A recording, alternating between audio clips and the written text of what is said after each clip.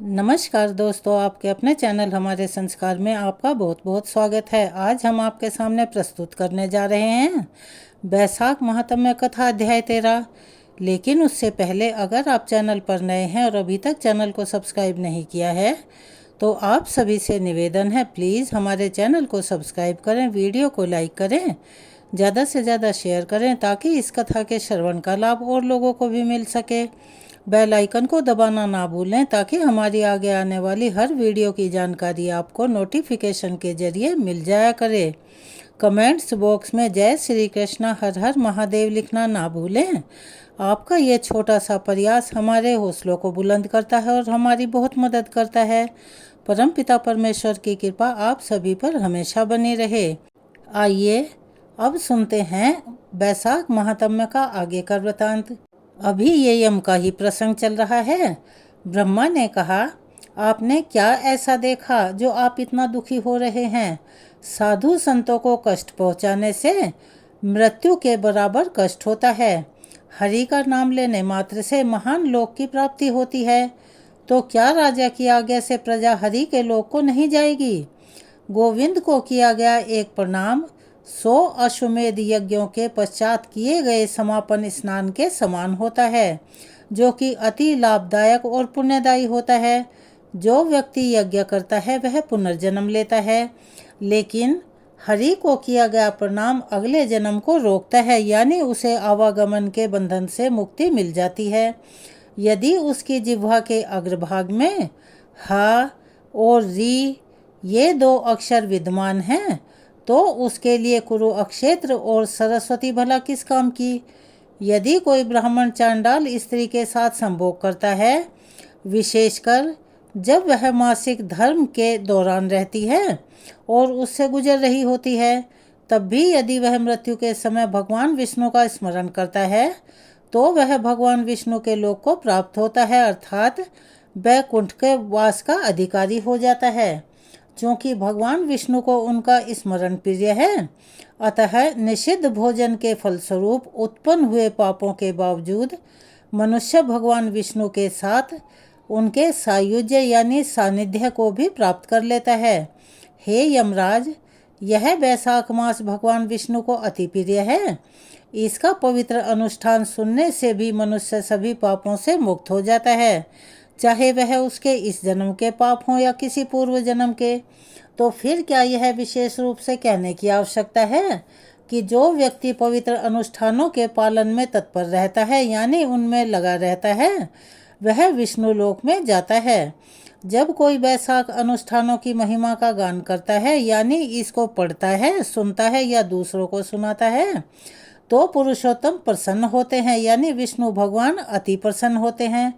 फिर जो व्यक्ति पवित्र अनुष्ठानों में लीन रहता है वह मोक्ष भला कैसे प्राप्त नहीं कर सकता?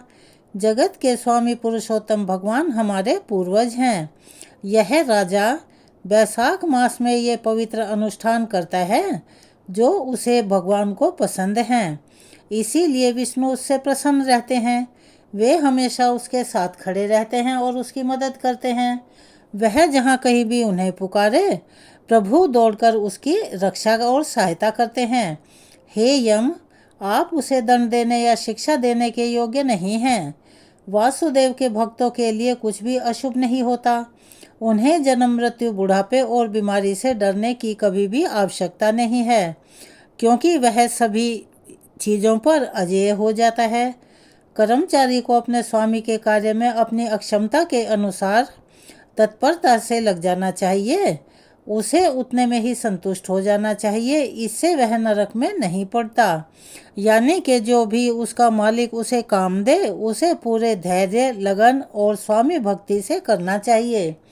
जब कोई काम जो उसे सौंपा गया हो उसकी अक्षमता से बाहर हो जाए तो उसे अपने स्वामी को बता देना चाहिए। इससे सेवक ऋण ग्रस्तता से मुक्त हो जाता है, यानी कि उसके ऊपर कोई भी ऋण नहीं रहता और वह सुख को प्राप्त करता है। एक बार उसने नियोक्ता को सूचित कर दिया तो वह ऋणग्रस्तता और पाप से मुक्त हो जाता है। यदि अपने कर्तव्य के संबंध में प्रयास किया जाता है तो देहधारी अर्थात जो सेवक है उसका कोई अपराध नहीं होता। इसीलिए जब कोई काम असंभव हो जाए तो तुम्हें विलाप करना यानी कि रोना उचित नहीं है और उसे इधर उधर गाते मत फिरो। ब्रह्मा जी के ऐसा कहने पर यमराज और भी अधिक दुखी हो गए। उनकी आंखें आंसुओं से भीगी हुई थी तथा वे अपनी दयनीय स्थिति को व्यक्त करते हुए ये शब्द कहने लगे, हे प्रियतम, मैंने जो कुछ भी प्राप्त किया है वह सब आपके चरणों की पूजा से प्राप्त हुआ है। हे कमलवत प्रभु, हे जगत के पालनकर्ता, सृष्टि के रचयिता, जब तक यह अत्यधिक शक्तिशाली राजा इस पृथ्वी पर शासन करता रहेगा मैं फिर अपने कर्तव्य पर नहीं जाऊंगा, यानी कि मैं अपना काम ही नहीं करूंगा। हे प्रभु, मैं उस राजा को उसके पवित्र अनुष्ठानों से मुक्त करवाकर उसके बाद ही उस पुत्र की तरह संतुष्ट हो जाऊंगा जिसने गया में अपने पूर्वजों को चावल के गोले अर्पित किए हैं। हे दयालु, मुझे यह प्राप्त करने में सक्षम बनाइए और मेरा कार्य बिना चूके पूरा कीजिए।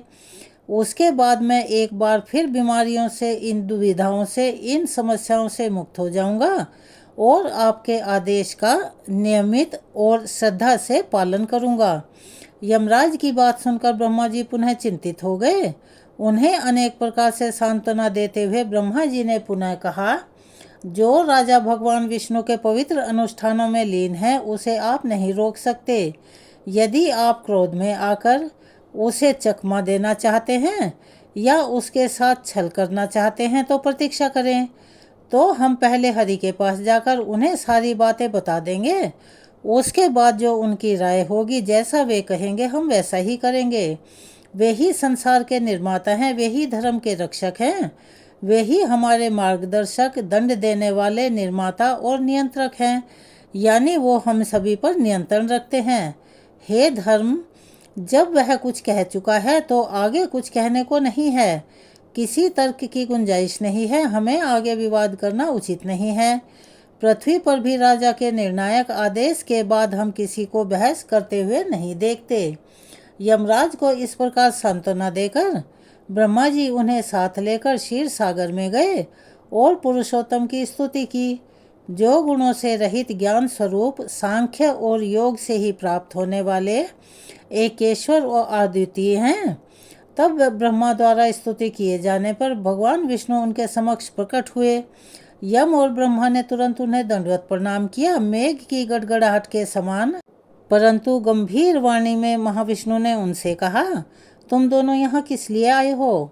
क्या राक्षसों के कारण कोई दुख हुआ है या वो तुम्हें परेशान कर रहे हैं? यम का चेहरा पीला और फीका क्यों है? वह अपना सिर झुकाए हुए क्यों खड़ा हुआ है? हे ब्रह्मा, इसका कारण बताओ। ऐसा कहे जाने पर कमलवत भगवान ने कहा, जब राजा, जो आपके सेवकों में से सबसे श्रेष्ठ है, राजा का प्रशासन करने में व्यस्त रहता है तो बैसाख के पवित्र अनुष्ठानों में समर्पित पुरुष अपरिवर्तनीय महान अक्षेत्र को प्राप्त करते हैं। इसीलिए यम का शहर खाली हो गया है। इसीलिए यम बहुत दुखी हैं। उन्होंने राजा के साथ युद्ध किया, उसे मारने के लिए उन्होंने अपना डंडा उठाया, यानी कि अपना दंड उठाया, लेकिन वह आपके चक्र से हार गया। इसीलिए वह मेरे पास आया है। हम आपके महान भक्तों को दंड देने में समर्थ नहीं हैं। हे प्रभु, इसीलिए हम आपकी ही शरण में आए हैं। हे महान प्रभु, उस राजा को दंडित करें और अपने प्रियतम यमराज की रक्षा करें। ऐसा कहने पर विष्णु भगवान ने हंसकर कहा कि ब्रह्मा और यम से भी उन्होंने ऐसा ही बोला। मैं लक्ष्मी, प्राण और शरीर, श्री वत्स, कौस्तुभ मणि, वैजंती नामक माला, श्वेत दीप, बैकुंठ, क्षीर सागर, शेष और गरुड़ को भले ही त्याग दूं, परंतु अपने भक्त को त्यागने में मेरी कोई रुचि नहीं है, क्योंकि वह निस्वार्थ भाव से और सेवा भक्ति भाव से मेरी पूजा अर्चना करता है और मेरे बताए हुए धर्म को फैला रहा है। जो भक्त मेरे लिए समस्त सांसारिक सुखों को त्याग देते हैं, उन्हें त्यागने में भला मेरी क्या रुचि हो सकती है? वे मेरे लिए अपने प्राण तक त्यागने को तैयार हैं। धन्य पुरुष तो मेरे ही स्वरूप हैं। अतः मैं तुम्हारे दुख को दूर करने का कोई अन्य उपाय ढूंढूंगा। उस राजा को मैंने पृथ्वी पर 10,000 वर्ष का जीवन दिया है। हे मनुष्यों के संहारक अर्थात यम, उनमें से 8,000 वर्ष बीत चुके हैं। यदि उसका शेष जीवन व्यतीत हो जाए तो वह मेरे पास सायुज्य यानी मेरे सानिध्य को प्राप्त कर लेगा। तत्पश्चात वेद नामक दुष्ट व्यक्ति राजा बनेगा। वह श्रुतियों में वर्णित, वेद शास्त्रों में वर्णित इन सभी पवित्र संस्कार को नष्ट कर देगा। उस समय वैशाख पवित्र संस्कार भी लुप्त हो जाएंगे। केवल उसके द्वारा किए गए पापों के कारण वे नष्ट हो जाएगा। तत्पश्चात मैं पृथु के रूप में अवतार लेकर पुनः पवित्र संस्कारों का प्रचार करूंगा। 1000 में से कोई एक ही मेरा सच्चा भक्त होगा जो अपनी प्राणवायु मुझे समर्पित कर देगा तथा अधिकाधिक संपत्ति संचय करने की इच्छा का त्याग कर देगा। ये पवित्र संस्कार केवल ऐसे ही लोगों में प्रचलित होंगे। बहुत से कोई एक ही पृथ्वी पर मेरे इन पवित्र संस्कारों को जान पाएगा। तब तुम्हारा कार्य पूर्ण हो जाएगा। हे मनुष्यों के संहारक अर्थात यम, तुम शोक मत करो और दुखी मत हो। इस वैशाख मास में वैशाख व्रत करने वाले सभी सज्जन पुरुष तुम्हें तुम्हारा भाग भी देंगे। कुछ समय बाद मैं राजा से भी तुम्हारा भाग दिलवा दूंगा। अतः तुम अपना शोक शांत करो और खुश हो जाओ। अपना भाग मनुष्य वीरतापूर्वक उपहार स्वरूप भोगता है, क्योंकि तुम बल में श्रेष्ठ शत्रु हो। जो अपना भाग खाता रहता है वह दुखी नहीं होता। मनुष्य प्रतिदिन स्नान के समय तुम्हें अर्घ्य दें। वैशाख के अंतिम दिन वे तुम्हारे सामने जल से भरा घड़ा और दही मिला हुआ चावल अर्पण करें। यदि वे ऐसा नहीं करेंगे तो उनके वैशाख का सारा अनुष्ठान निष्फल हो जाएगा। अतः जो राजा मुझ पर श्रद्धा रखता है उस पर क्रोध मत करो, वह तुम्हें तुम्हारा भाग्य देगा। जो लोग तुम्हें तुम्हारा भाग देते हैं और वैशाख के महान पवित्र अनुष्ठान करते हैं उन्हें तुम्हारे कारण कभी भी कोई बाधा नहीं होनी चाहिए, यानी कि उनकी अकाल मृत्यु नहीं होनी चाहिए और उनके परिवार के सभी सदस्य सकुशल रहने चाहिए। यदि वे केवल मेरी ही पूजा करें और हे धर्म के रक्षक, हे धन्य तुम्हारा तिरस्कार करें तो तुम मेरी आज्ञा से उन्हें दंड दे सकते हो। मैं सुनंदा को भेजकर राजा से तुम्हारा भाग दिलवा दूंगा। मेरे कहने पर वह जाकर राजा से तुम्हारा भाग दिलवा देगा। जब यमराज उनके समीप प्रतीक्षा कर रहे थे तब गरुड़ वाहन भगवान ने सुनंदा को राजा को यम का भाग देने के लिए कहा और उसके पास भेजा। वह वहां गया, राजा को सलाह दी और पुनः भगवान के समीप वापस लौट आया। इस प्रकार यम को सांत्वना देकर भगवान विष्णु वहीं अंतर्ध्यान हो गए। ब्रह्मा ने भी यम को सांत्वना देकर शीघ्र ही जाने दिया। यम को बड़ा आश्चर्य हुआ और वे अपने अनुयायियों सहित अपने धाम को चले गए। मन में कुछ प्रसन्न होकर यमराज अपने नगर को चले गए। उसके बाद भगवान विष्णु के आदेश तथा सुनंदा की सलाह से प्रेरित होकर वैशाख मास के पवित्र अनुष्ठान करने वाले सभी लोग अपना भाग यम को दे देते हैं। यदि मनुष्य धर्मराज का सम्मान नहीं करते और उन्हें उनका भाग नहीं देते तो वे स्वयं ही वैशाख मास के उनके द्वारा अर्जित पुण्य को छीन लेते हैं। यानी वैशाख में स्नान करके, दान पुण्य करके जितना भी पुण्य उन्होंने कमाया है उस सब को वो क्षय कर देते हैं, यानी नष्ट कर देते हैं। वैशाख मास में प्रतिदिन भक्त को पवित्र स्नान करना चाहिए और यम को अर्घ्य देना चाहिए। यदि नियमित रूप से ऐसा किया जाए तो पुण्य मिलता है, अन्यथा सब बेकार हो जाता है। सबसे पहले वैशाख मास की पूर्णिमा के दिन लोगों को एक घड़ा जल से भरकर उसमें दही मिला हुआ पका हुआ चावल रखकर धर्मराज के निमित्त अर्पित करना चाहिए। उसके पश्चात मनुष्यों को चाहिए कि वह इसे पितरों तथा अपने गुरु की ओर से अर्पित करें। तत्पश्चात उसे मधु के नाशक भगवान जनार्दन को अर्पित किया जाता है और उन्हें ही अर्पित करना चाहिए। शीतल जल, दही मिश्रित चावल, पान, फल तथा धन उपहार सब कुछ एक घंटा पात्र में रखकर ब्राह्मण को दें। जो भी ब्राह्मण मासिक धार्मिक अनुष्ठानों का वर्णन करता है, यानी कि पूजा पाठ और कथा 1 महीना चलती है, यदि उसे दरिद्रता के कारण कष्ट उठाना पड़े तो उसे भगवान मधुसूदन की दिव्य प्रतिमा दान करनी चाहिए। भक्तों को चाहिए कि वह धार्मिक अनुष्ठानों के उस व्याख्याता यानी के कथा पढ़ने वाले को अपनी समस्त संपत्ति से सम्मान करें। सुनंदा के निर्देश के अनुसार राजा ने सब कुछ उसी के अनुसार किया। उन्होंने अपने जीवन का शेष भाग अपनी इच्छा के अनुसार सभी सांसारिक सुखों का आनंद लेते हुए बिताया। पुत्रों, पोत्रों और अन्य लोगों के साथ वह हरिधाम को गया। जब वह राजा बैकुंठ गया तो नीच शासक वेन राजा बन गया। सभी पवित्र संस्कार, विशेष रूप से बैसाख के संस्कार, उस दुष्ट द्वारा नष्ट कर दिए गए। वे एक बार फिर पृथ्वी पर अपनी लोकप्रियता खो बैठे, यानी कि उनका वजूद ही नहीं रहा। वे ज़्यादातर मोक्ष का कारण थे। बैसाख महीने के लिए निर्धारित इन शानदार पवित्र अनुष्ठानों के बारे में कोई नहीं जानता था। अनेक जन्मों के अर्जित पुण्यों का फल मिलने पर ही बैसाख पवित्र अनुष्ठानों के प्रति मन में तीव्र अभिरुचि उत्पन्न होगी।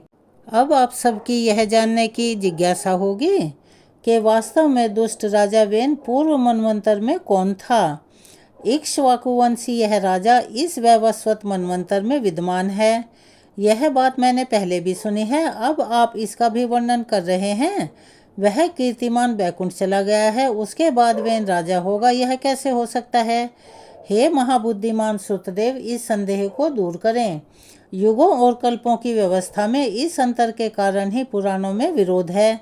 यदि कहानी में विरोधाभास हो तो आपको इसकी प्रामाणिकता के बारे में कोई संदेह नहीं करना चाहिए।